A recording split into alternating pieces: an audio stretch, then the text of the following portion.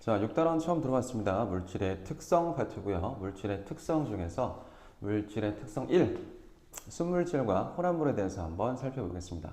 자, 첫 번째 물질을 분류할 때 크게 보면은 두 가지로 분류를 할 수가 있어요. 순물질하고 혼합물 이렇게 분류를 하겠습니다. 자, 물질을 보면은 제일 크게 두 개, 순물질과 그 다음에 혼합물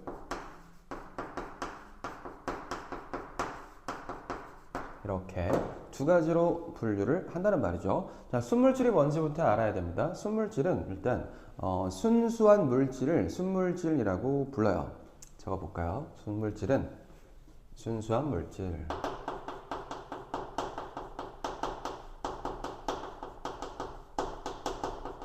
순수한 물질을 순물질이라고 부르는데 이 순수한 물질인 순물질의 종류에도 다시 두 가지로 나눌 수가 있습니다.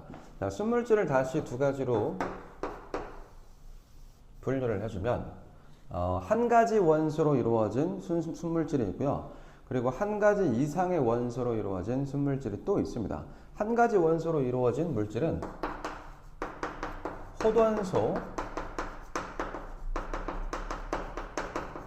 물질이라고 불러요. 특징은 한 가지 원소로 이루어져 있다. 는 것이 호돈소 물질이고요. 한 가지 원소로 이루어져 있다는 것 이거 볼게요. 예를 들어 보면은 한 가지 원소로 이루어져 있는 순물질 수소 있겠죠. H2 이거 수소입니다. 그 다음에 O2 이거 산소고요. 그 다음에 Cu 구리죠. 구리하고 금 AU 있을 거고 그 다음에 이거 C 다이아몬드라고 하는데 자, 다이아몬드는 탄소 한 가지 원소로 이루어진 순물질이라고 볼 수가 있습니다. 자, 호돈소 물질은 한 가지 원소로 이루어진 순물질이다 라고 볼 수가 있고 두 번째 이번에는 순물질이긴 순물질인데 한 가지 원소로 이루어져 있지 않고 화합물이라고 해서 화합물이라고 부릅니다. 이 화합물은 한 가지 원소가 아니라 두 가지 이상의 원소로 이루어져 있어요. 두 가지 이상의 원소로 구성이 되어 있다라고 보면 되겠습니다. 두 가지 이상의 원소로 이루어져 있는 원소가 두 개 이상인데 어떻게 이거 순물질이지? 라고 물어볼 수도 있죠. 좀 이따가 다시 계속 설명하겠습니다. 화합물은 이렇게 H2O 있죠? 이건 물입니다. 그 다음에 CO2 이것은 이산화탄소라고 부르죠. 그 다음에 또 뭐 있을까?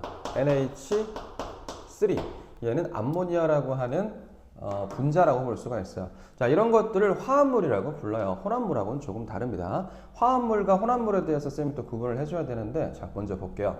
일단 두 가지 이상의 원소로 구성되어 있는 순수한 물질을 순물질이라고 부르고 걔를 화합물이라고 부른다. 여기서 이제 화합물과 혼합물을 구분할 수 있어야 되는데 이거 많이 헷갈려 하죠, 애들이. 자, A 플러스 B 원소를 얘기하는 거예요. A라는 물질, B라는 물질 원소들이 섞여서 C가 됐습니다. 자, C는 이거 봐봐. 어떻게 해석을 하냐면 이거 두 개가 섞여 있는데 완벽하게 새로운 C가 됐단 말이죠. 그죠? 자, 그러면은 이거 이렇게 보자. 수소 플러스 산소가 결합해서 뭐가 됐어요? 물이 됐어요. 자, 이런 예시를 들 수가 있습니다. 수소와 산소가 섞여서 물이 됐다는 것은 원래 가지고 있던 수소의 성질 그리고 원래 갖고 있던 산소의 성질이 물에 남아있어? 안 남아있어? 안 남아있어요. 완벽하게 새로운 성질을 가지는 새로운 물질이 탄생했다는 거죠. 이렇게 되면 얘는 화합물이라고 부르고 얘를 순물질로 불러준다는 얘기야. 알겠습니까? 자, 그런데 A 플러스 B가 C가 되는 게 아니라 A, B라고 해서 원래 갖고 있던 성질들을 그대로 갖고 있으면서 그냥 단순히 섞여만 있다. 이런 것들은 혼합물이라고 부를 수가 있어요. 예를 들면은 A는 소금이고요. B는 물이라고 봤을 때 두 개를 섞었을 때는 뭐가 됩니까? 소금물이 될 수가 있겠죠. 이 소금물 같은 경우에는 소금의 성질도 그대로 갖고 있고 짜잖아요. 그죠? 그 다음에 물의 성질도 그대로 갖고 있기 때문에 단순하게 섞여 있기만 합니다. 이런 것들을 혼합물이라고 부릅니다. 알겠죠? 화합물과 혼합물은 구분할 수 있어야 됩니다. 화합물은 완벽하게 새로운 성질을 갖게 되는 순수한 순물질이라고 볼 수가 있어요. 자, 이렇게 되면은 물질의 특성을 나중에 갖게 될 겁니다. 순물질들은 그 순수한 물질들만이 갖고 있는 고유한 성질이 있어요. 그것을 물질의 특성이라고 합니다. 자, 이런 순수한 물질인 순물질은 물질의 특성을 갖게 될 거고, 얘 같은 경우, 소금물 같은 경우는 물질의 특성, 순수한 그 물질이 아니기 때문에 이 두 개가 섞여 있기 때문에 그 특성이 조금씩 달라질 수가 있어요. 조금 뒤에 다시 계속 설명하겠습니다. 일단은 화합물 중에서 두 가지 이상의 원소가 결합해서 만들어져 있으면 화합물이라고 하는 순물질이었다. 그 다음 계속 보겠습니다. 혼합물에 대해서 한번 살펴볼게요. 자, 혼합물이라고 하면은 두 가지 이상의, 방금 설명했었지만 두 가지 이상의 원소 아닙니다. 두 가지 이상의 원소가 섞여 있는 물질이 아니라 두 가지 이상의 순물질이 섞여 있는 물질이에요. 자, 순물질이 섞여 있는 물질. 자, 이것을 혼합물이라고 불러줄 수가 있겠습니다. 자, 혼합물 같은 경우에는 이것도 마찬가지로 종류가 두 가지로 나누어집니다.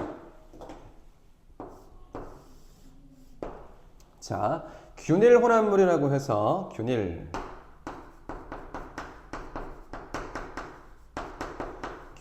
혼합물이라고 해서 뭘까요? 단순히 그냥 균일하게 잘 섞여 있으면 균일 혼합물이라고 부릅니다. 그 다음에 불균일 혼합물이라고 해서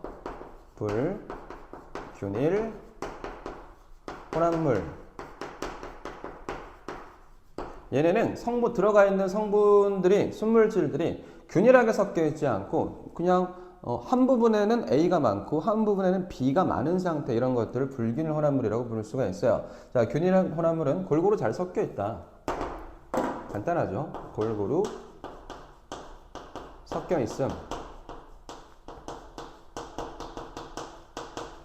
자, 그 다음에 불균일 혼합물 같은 경우에는 골고루 섞여 있지 않음.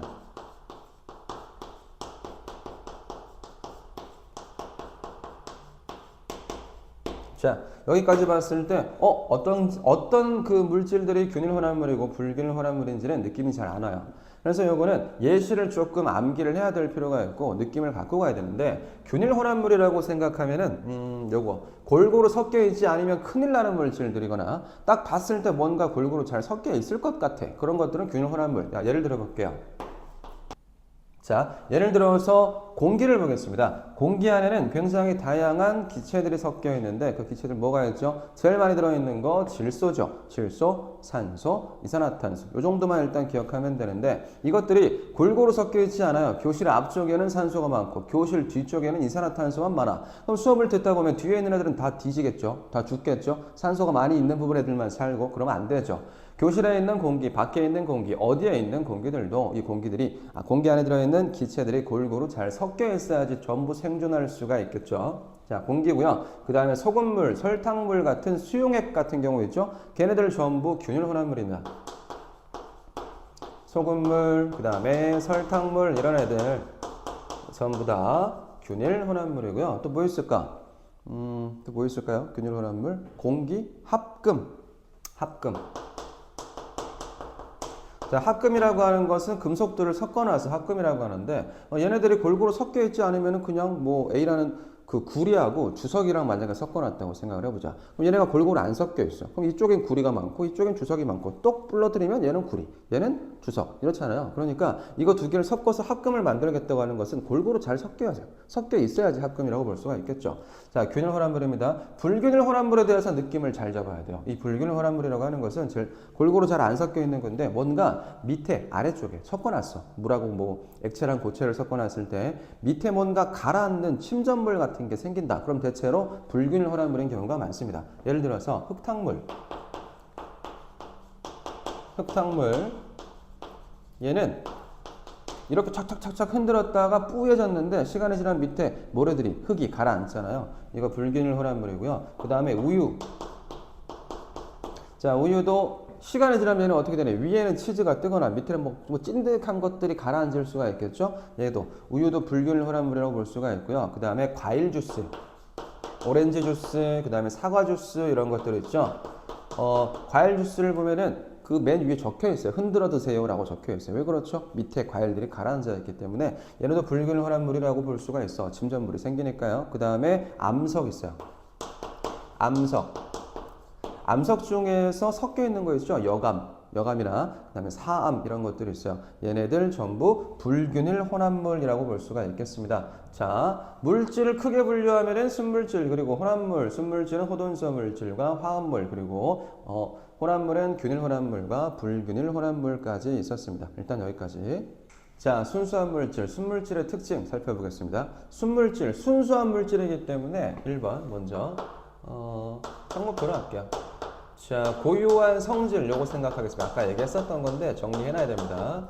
자, 고유 성질이 있다 없다? 있어요. 순수한 물질들은 순물질들은 호돈수 물질도 그렇고 화합물도 그렇고 고유한 성질을 갖고 있어요. 그걸 뭐라고 하죠? 물질의 특성이라고 합니다. 물질의 특성의 종류는 총 6가지 정도를 이 중학교 2학년 때 배우게 될 건데 밀도, 그 다음에 용해도, 끓는 점, 녹는 점, 어는 점, 비열 이런 것들이 있어요. 이런 것들을 물질의 특성이라고 하는데 이런 순수한 물질들은 전부 고유한 성질인 특성을 가지고 있다 라고 볼 수가 있어요. 예를 들면 물을 볼게요. 물은 끓는 점이 100도씨입니다. 어는 점, 녹는 점은 0도씨란 말이죠. 물의 비열은 1이라고 나타내고 물의 밀도도 1이고요. 전부 물질의 특성, 고유한 성질을 가지고 있고 정해져 있어요. 알겠습니까? 어떤 물질인지 모를 때 이 물질의 특성을 이용을 해서 그것을 측정을 해내면 물이라는 사실을 알 수가 있습니다.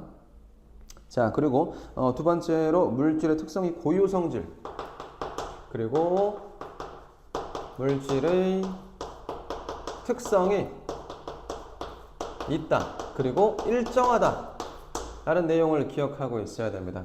자, 물의 끓는 점은 100도죠. 이 100도인데 물질의 특성이기 때문에 100도씨에서 변할 수가 없다는 얘기예요. 같은 온도, 같은 기압을 가지고 있는 상태에서 어떤 물질인지 몰라요. 근데 100도씨에서 끓었어. 그럼 걔는 무조건 물이에요. 물질의 특성이기 때문에 변할 수가 없다는 얘기죠. 양이 많거나 양이 작거나 관계가 없어요. 물질의 특성이라서 변하지 않고 100도씨에서 무조건 끓는다. 특성이 일정하다라는 거 알고 있어야 되고요. 그 다음에 혼합물을 볼게요. 이게 특성이라고 본다면 얘는 순물질이 아니니까 특성이 일정하지 않을 수 있어요. 자, 보겠습니다. 얘는 섞여 있기 때문에 A라는 물질과 B라는 물질이 섞여 있어서 고유한 성질이라는 것 자체가 없어요. 고유한 성질을 가지고 있는 내용이 아니라 물의 성질도 가지고 있고 그 다음에 소금의 성질도 갖고 있는 혼합물 뭐 이런 것들이겠죠. 자, 고유한 성질이 나타날 수가 없고요. 그리고 혼합 비율에 따라서 혼합 비율에 따라 물질의 특성, 예를 들면 끓는 점, 녹는 점, 어는 점 이런 것들이 특성이 달라질 수가 있어요. 자, 예를 들면 물로 비교하겠습니다. 물의 끓는 점은 100도씨였어요. 그런데 물에다가 소금을 조금 탔습니다. 그럼 물이 100도씨에 끓을까? 안 끓어요. 신기하죠? 100도씨보다 살짝 더 높은 온도에서 끓기 시작하는데 소금을 조금 더 탔어요. 그러면 걔는 또 100도씨보다 조금 더 높은 온도에서 끓기 시작할 수가 있다는 얘기죠. 그러니까 혼합 비율에 따라서 물질의 특성인 끓는 점 혹은 녹는 점, 어는 점, 밀도, 용해도 이런 것들이 달라질 수가 있다는 얘기예요. 혼합물의 특성입니다. 혼합물의 특징이에요. 자, 이렇게 순수한 물질과 혼합물에 대해서 한번 정리를 해봤습니다. 자, 2번 물질의 특성 보겠습니다. 물질의 특성은 이 앞에서도 좀 언급을 하긴 했지만 정리를 지금 다시 할게요. 자, 물질의 특성이라고 하는 것은 그 물질이 갖고 있는 고유한 성질입니다. 자, 물질이 가지고 있는 고유한 성질, 이것을 물질의 특성이라고 합니다. 물질의 고유한 성질. 어떤 그 한 물질은 걔만 갖고 있는 물질의 성질 이런 것을 물질의 고유한 성질, 물질의 특성이라고 볼 수가 있고요. 어떤 것들이 있는지도 아까 언급을 했었는데 녹는 점과 어는 점, 나중에도 얘기하겠지만 같은 물질이라고 본다면 녹는 점과 어는 점은 동일합니다. 어떤 내용이냐? 물을 생각할게요. 물은 녹는 점이라고 하면은 고체에서 액체로 넘어가는 그 지점이 있죠. 그 포인트, 그 온도, 그 온도를 녹는 점이라고 하는데 물의 녹는 점은 0도예요. 그죠? 그 다음에 물의 어는 점도 0도입니다. 어는 점이라고 하는 것은 액체에서 고체로 넘어가는 그 온도를 얘기하죠. 두 개 똑같습니다. 같은 물질이라면 녹는 점과 어는 점은 항상 동일해야 됩니다. 그 다음에 끓는 점. 끓는 점 배우게 될 거고요. 그 다음에 밀도와 용해도. 자, 이 정도가 6단원에서 배우게 되는 물질의 특성 한 5가지 종류 되고요. 비열도 있는데 비열은 8단원 단원을 아주 빼서 다시 따로 배웁니다. 자, 이런 것들의 물질의 특성이라고 볼 수가 있어요. 물질의 특성. 또 몇 가지만 조금 더 본다면 일단 얘네는 물질의 종류에 따라 달라요. 물질의 종류에 따라 다르다. 아까도 얘기했었죠. 자, 물과 그 다음에 뭐 있을까? 에탄올, 메탄올 이런 것들이 있죠. 식초는 혼합물이니까 안 되겠다. 뭐 이런 것들은 전부 물질의 종류에 따라 물질의 특성이 다르게 나타난다는 거죠. 밀도도 그렇고요. 용해도도 뭐 끓는 점도 어는 점, 녹는 점도 전부 다 다르게 나타날 거고요. 그 다음에 같은 물질이라고 하면 양의 관계가 없어요. 양이 많건 적건 무조건 일정하게 나타나야 된다는 얘기죠. 양의 관계없이 일정하다. 그리고 세 번째 특징, 이 물질의 특성을 가지고 어떤 섞여 있는 그 혼합물들이 있을 수가 있어요. 혼합물들을 분리를 해낼 수가 있습니다. 이런 것들을 혼합물의 분리라고 하는데 6-2 파트에서 배우게 될 겁니다. 물질의 특성을 이용해서 혼합물을 분리할 수 있다. 혼합물을 분리할 수 있어요. 예를 들어서 밀도 가지고 어떤 물질 두 개를 분리를 해보겠습니다. 모래가 있고요. 스티로폼이 있어요. 이 두 개는 굉장히 밀도 차이가 크거든요. 스티로폼은 밀도가 작기 때문에, 그리고 모래는 상대적으로 봤을 때 스티로폼보다는 밀도가 크죠. 어떻게 분리하면 좋을까? 둘 다 물에 녹지 않는 물질들이니까 물에다 집어넣으면 돼요.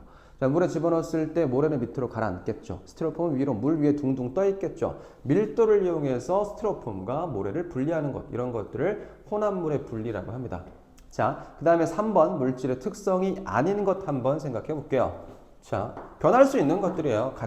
다른 물질들 사이에서 똑같은 값이 나올 수도 있고요. 한 물질인데도 다른 값이 나올 수도 있는 것들 생각하면 되죠. 저거죠. 길일 수도 있고 짧을 수도 있고 같은 물질이면. 그 다음에 넓이, 면적, 부피, 온도, 질량, 이런 것들은 전부 물질의 특성이 아닙니다. 다른 물질이라고 하더라도 같은 값이 나올 수도 있고요. 같은 물질이라도 다를 수도 있기 때문에 이런 것들은 물질의 특성이라고 볼 수가 없습니다. 자, 첫 번째 순물질과 혼합물 한번 봤고요. 그 다음에 물질의 특성도 한번 봤습니다. 자, 그 다음 시간에는 순물질과 혼합물의 그 차이, 구별하는 방법 이런 것들을 한번 볼게요.